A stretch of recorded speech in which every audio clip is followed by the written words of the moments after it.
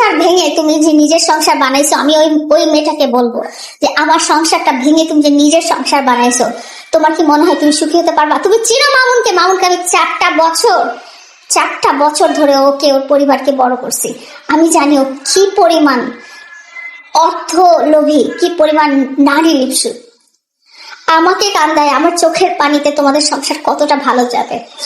2টা বছর অপেক্ষা করো, অথবা তোমার টাকা পয়সা শেষ হওয়ার অপেক্ষা করো।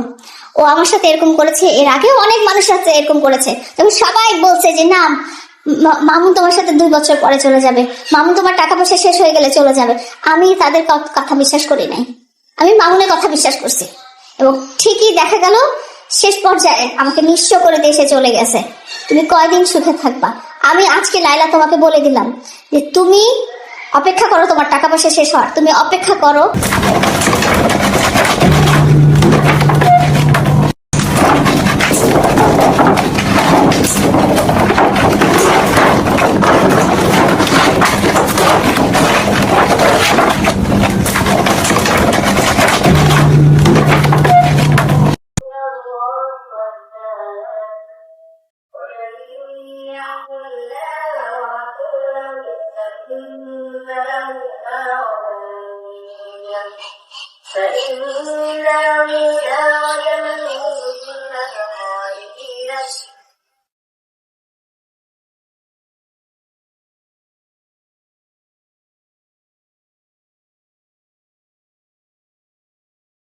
লায়লা খালা মামুনের বিয়ের খবর শুনে কিন্তু আসলেই অনেক বেশি কষ্ট পেয়েছে। এই জন্য মামুনের আর কোনো স্মৃতি লায়লা খালা তার বাসায় রাখবে না।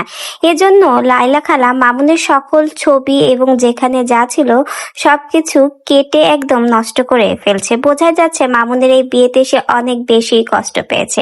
এমনকি লায়লা খালা এটাও বলেছে মামুনের বউয়ের উদ্দেশ্যে যে আমার সংসার ভেঙে তুমি মামুনকে আমার কাছ থেকে নিয়েছো, 2 দিন পরে যখন তোমার টাকা থাকবে না তখন তুমি বুঝবে মামুন কি। 2টা বছর যেতে দাও, তারপরে মামুনের আসল চেহারা বেরিয়ে আসবে। মামুন এবং ওর পরিবার কতটা অর্থলোভী আমি জানি।